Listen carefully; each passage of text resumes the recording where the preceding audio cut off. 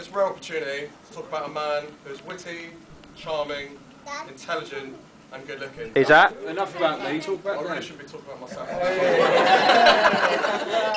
For all of you who don't know me, my name is Nathan. I've known Dan well over 11 years now. And the first time I saw him, he was standing outside school with his little chubby cap on, being a bit rowdy, and I thought to myself, what a muppet. Nothing's changed. You took the words out of my mouth, mate. Throughout the next few years, and a few pies later, we would often chat about rock and roll, metal, and any other geeky activities that came our way, i.e. Warhammer. Shortly afterwards, we were working together at Windwave, where our bromance quickly got underway.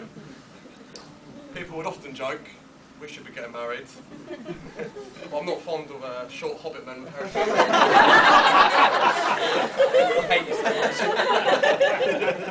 Moving on. They do say a best man speech should only last the same amount of time as the groom can make love for. In which case, that's me done. In all seriousness, it's a great honour to be stood here today, and I'd just like to take the time and chance to thank you, mate, for asking me to be the best man. It's been a real pleasure to fulfil the role, and to be honest with you, after all these years, for you to finally admit to me and everyone in this room that I am actually the best man. I'm sure you all agree, it's been an absolutely fantastic day so far. Yeah. And that the newly wedded Mrs. Highlands is looking very tasty indeed.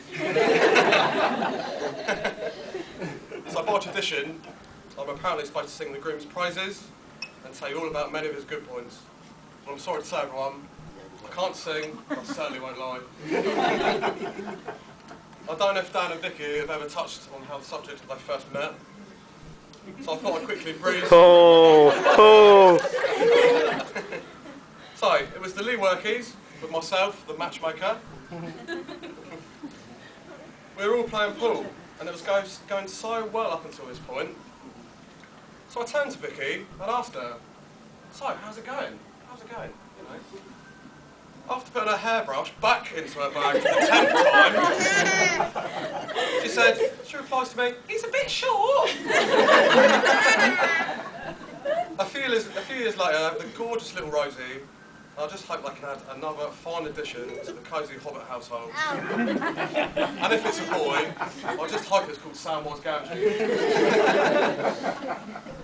And now to further embarrass the very man you've all shown great faith in, especially the new in-laws, I'd love to mention a fair few tales, but then again I was with him for most of those, and I'd only be ruining my fair good name, which I'm not really prepared to do with a room full of people.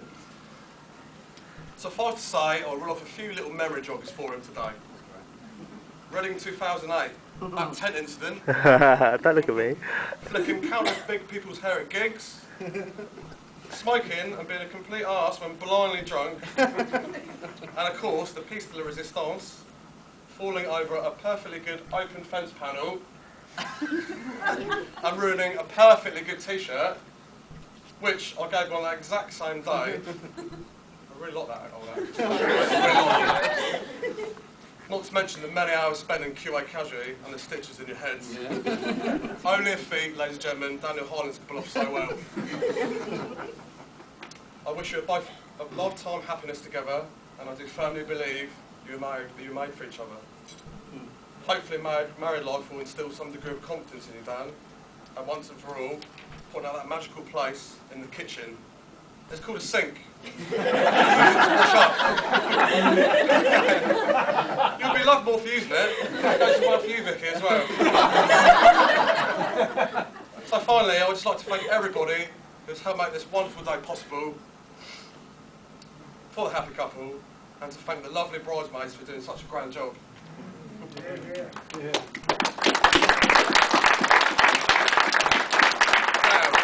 Now, Vicky, if it ever gets too much for you, and you don't want him anymore, I'll gladly take him off your hands. You can pay me by cheque or PayPal if you wish. So, ladies and gentlemen, will everyone please rise now and toast to the newly gazetted Mr. and Mrs. Highlands. To Dan and Vicky.